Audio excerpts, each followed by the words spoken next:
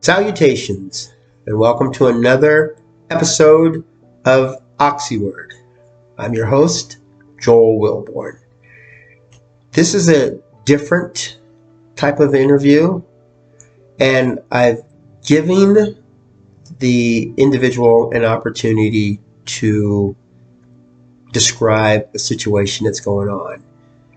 This was picked out to share with everybody, and I feel that it should be used to open up a discussion, and hopefully it will give you some insight on what's going on inside of the prison, especially under the leadership of the Washington Department of Corrections. So with no further ado, please sit back and enjoy OXYWORD.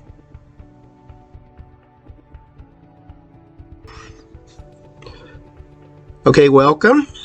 I have on the line a young lady who is currently incarcerated. And will you state your name? Okay, my name is Candice Baughman. My DOC is 373374, and I'm currently incarcerated at Women's Correction Center for Women. And I've been here 5 years. And one of the main issues that I want to talk about today is DOC is restricting our visitation with our families in an environment already restricted and suffering from COVID protocols and rules. They use sanctions without warning. However, the sanctions themselves are bracketed for first, second, third time offenses. First warning is never given, but second and third time sanctions are doled out freely. Offenders are not allowed to do appeals on these visit suspensions. Our families have to do them. The fact that all visits are suspended, including in-person visits, I feel is unreasonable.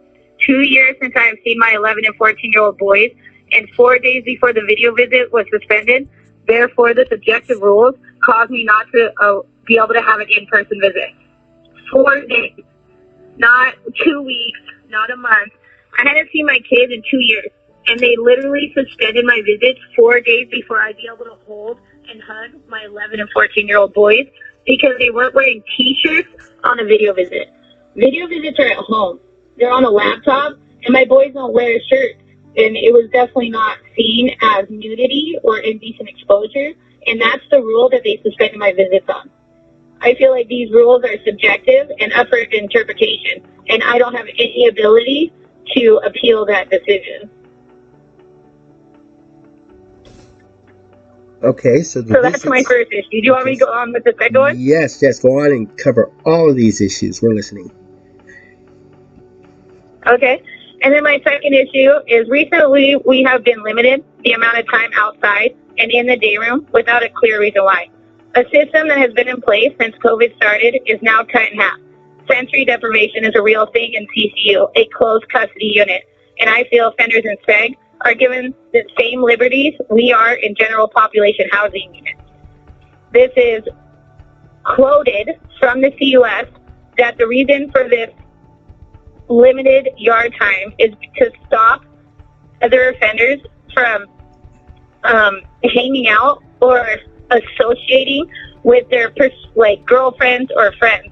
And we feel that this is group punishment and also targeting on the LGBT community here.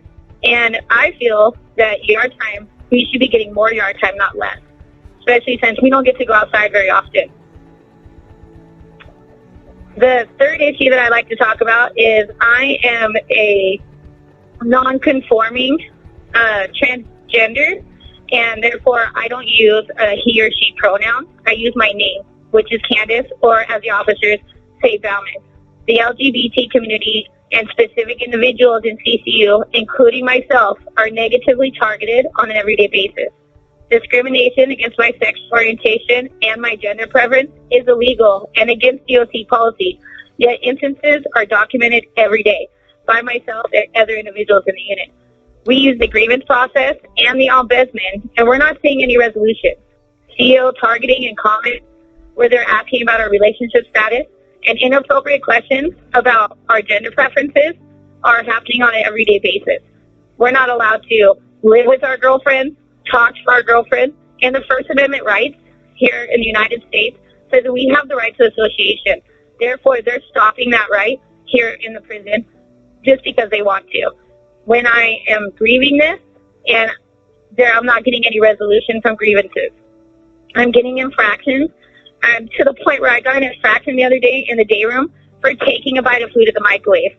Therefore, I grieved it, saying that I was being targeted, and they say that it's not following rules. I have the right to hang out or talk to whoever I want. And this kind of targeting, because of my sexual orientation, I feel like is unjust and unreasonable here at Washington Correctional Center for Women.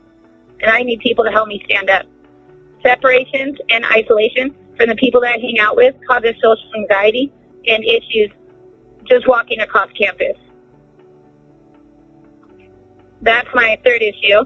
And then my fourth issue is medical is beneath the standard poverty guideline here. Our medical care has deficits such as managing MRSA infections incorrectly. We're not told about people having MRSA, and we're not allowed to call mental health emergencies when we're in crisis. I personally contracted MRSA 5 times here and was sent back to general population to be bullied and my HIPAA laws to be infringed on by the population being told that I had MRSA. I am personally told by CEOs and DOC staff that we're not allowed to call mental health emergencies when in crisis. I also last year contracted a stomach infection called H. pylori, which is caused from dirty trade. This is specifically a stomach infection that you get in third world countries. I got so sick that I lost over 90 pounds and ended up in IPU for five days. This, I feel, needs to be taken care of. There is no peer support available in our close custody unit either, and our dental care is subpar.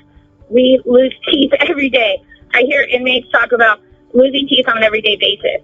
Our dental care needs to be taken care of, and in order to get adequate dental care, we could do the offender paid health care plan, which I have done, which took 18 months to be approved. And I had to pay not only for the services, but for the officers' transportation and their pay for that trip. The last thing I'd like to speak about is the fact that I have 41% hearing loss, and that is not being dealt with by DOC. They're telling me that I have to have 45% hearing loss in order to be recognized. Therefore, to have an identifier on my badge or to have hearing aids. Therefore, I feel that I'm at risk of being run up on, or my safety is in danger. I constantly have to look around and get infractions for not following DOC or for not following correctional officers' directives because I don't hear them. And they're telling me that they won't fix that. The only doctor in the entire medical clinic, is also the medical director. All the other doctors or all the other nurse practitioners that see inmates don't even have a doctorate. Therefore, I feel like our medical needs to be taken care of also. Those are my 4 issues that I'd like to talk about today. Okay. Well, Did you have any questions, Joel? Yes. I have lots of questions. Okay. You said you put grievances in. Now, visitation to me Yes, sir. is very important. I believe in supportive relationships, and I believe you contacting your children and your loved ones, I think that's important, and it helps you with your recovery. Now, when you filed these grievances, what was not done that you would have preferred that they do for you? When I filed the grievance, they told me that it wasn't a grievable issue. They told me that my family had to deal with the visitation issue. I went to my counselor, and the counselor contacted the superintendent, and the superintendent denied my visit 4 days before my in-person visit. Said that they were going to follow policies because my kids were wearing T-shirts. Grievances won't even respond. They tell me that it's not a grievable issue because my family pays for the video visits. Okay, that's... And what I would like to see happen is that there be an appeal process. I feel that these subjective rules need to have another level of looking into. One person is making this decision to suspend my video visits. I feel that there needs to be more levels. And I should be able to be in that process of appealing it. My mother, who's 67 years old and works and has both of my boys, it's a hard process for her to go through to try to appeal something. Okay, and so it's a difficult process for her to appeal, but they're telling you that they're following policy and that she needs to appeal. Do you feel that the DOC, those prison officials, do you feel that they're following the DOC policy? No, I do not. I feel that they suspended my visits because my boys weren't wearing shirts, and the only rule was a nudity and indecent exposure rule that they suspended the visits over. My kids can go to the beach without t-shirts on. There definitely wasn't nudity or indecent exposure. So because you pay for this service, it's not a grievable offense, something you cannot appeal. Is that correct? That's what they're saying, yes. Okay, and so they're telling you that they're following policy, yet they're not following policy themselves. That's correct. Okay, do you have a incident where you noticed that staff members or DOC officials were not following policy? Yes, sir. Would you like to talk about that one? Oh, the visit one, or just the... Well, in general, incident? Just saying an incident where somebody wasn't following policy that you personally observed, that like you would like to explain that to people, that what you observed and how they weren't following policy and nothing was done about it. Yeah, so it's against DOC policy to discriminate against the LGBT community because of their sexual orientation and gender preference. And we're seeing the current CUS and CCU targeting and separating girlfriends and people. If I'm a gender non-conforming, therefore I don't use a female or male pronoun. I only use a no pronoun. And he literally tells me that if I am seen with somebody for too long, that they consider them my girlfriend and they will separate and isolate me from the person. That is against DOC policy. DOC policy says that transgenders need to be treated the same as any other inmate. That's not happening. Now, in a situation like that, did you report these officers to your counselor or to any of the other authorities? Yes, and I have put multiple grievances in, and I've also contacted the ombudsman, and I'm waiting for resolutions, which I'm not seeing.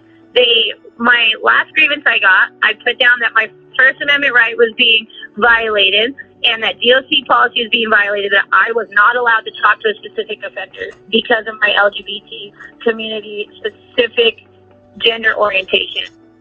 They wrote back that this would be noted in the officer's file, and the CUS and the sergeant in the unit would be notified. There's no resolution, there's no, hey, this is going to stop happening, just that they're going to be notified. When I contact the ombudsman, they're just having me collect the grievances. Okay, is there something in particular that you want done? Do you want them to follow policy, or do you want to change the policy, or would you just like to be treated in a different manner? I would like them to follow policies, and I'd like them to follow policy.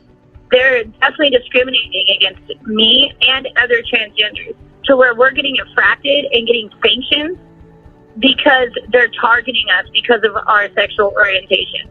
They're not allowing girlfriends to live together. They're even separating them entire units over infractions that are not found with preponderance of the evidence. Infractions are found guilty just on the some evidence rule. Therefore, an officer's word against mine is going to cause me to get an infraction, be found guilty, and get a sanction, and get separated for any support that I have, any social support that I have, any emotional support that I have. Then we go on, and we're not allowed to call mental health emergencies. Policy says that if I'm in crisis, I'm allowed to call mental health emergency. COs, NCUs specifically tell us we're not allowed to. That's against policy. Now, you're apparently very familiar with the policy. Is there any part of it that you disagree with? Do you support DOC policy and just want everybody to follow it? Or would you like to make some changes to the policy? Okay, I found this on the web first there. I support most of the DOC policy, but I definitely feel like there would be one of the policies is that if a CUS puts a rule into the handbook, that we have to follow those rules. Those are just come up with by the CUS, right?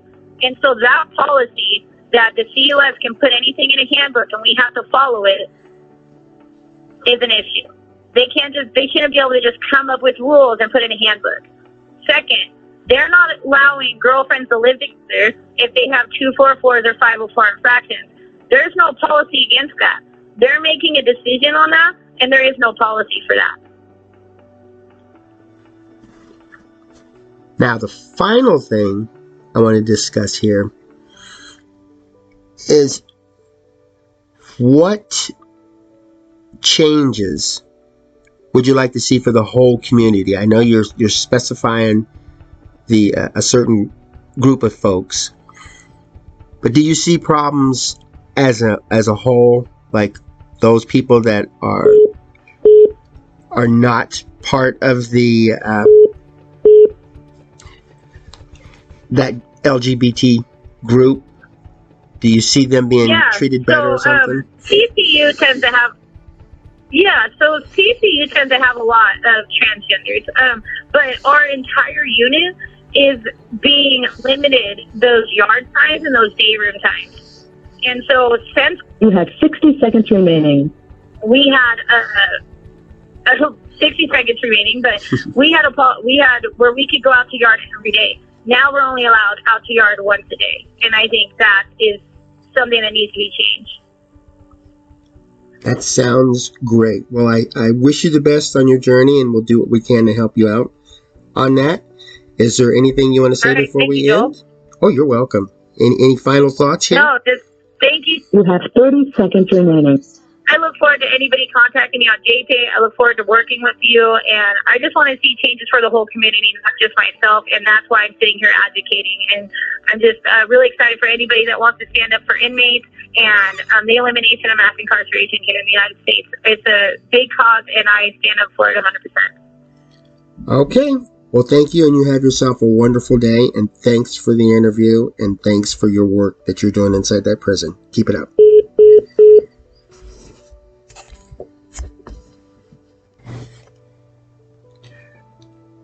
Okay, there you have it. A lot of you folks know about the conditions that go on inside of the prisons. Some of you, this is new to you. All I'm asking is that you sit down and create a discussion. Look into the conditions in the prisons in your area. Talk to legislators. Talk to the media. Talk to your friends. Talk to people that are going to make a difference. And that could be you. And gender identification should not be an excuse for mistreatment. We are all equal. We all have the same rights. We all have the same responsibilities. And we can all make a change. We can make a difference. We are important. And I would hate to see that if a person commits a crime, is convicted, goes to prison, and then treated the way this community is treated, just because of what they believe, who they identify with, or their race. You know, these are things that shouldn't matter. We're all in this together, and we need to be a team. We need to work to improve conditions, not for just one group, but for all groups. And that's only going to start if we do something, if we stand up. So I'll leave the contact information at the end of this video. Please send a JPay or letter out and show your support, or if you have any questions, go ahead, feel free to ask.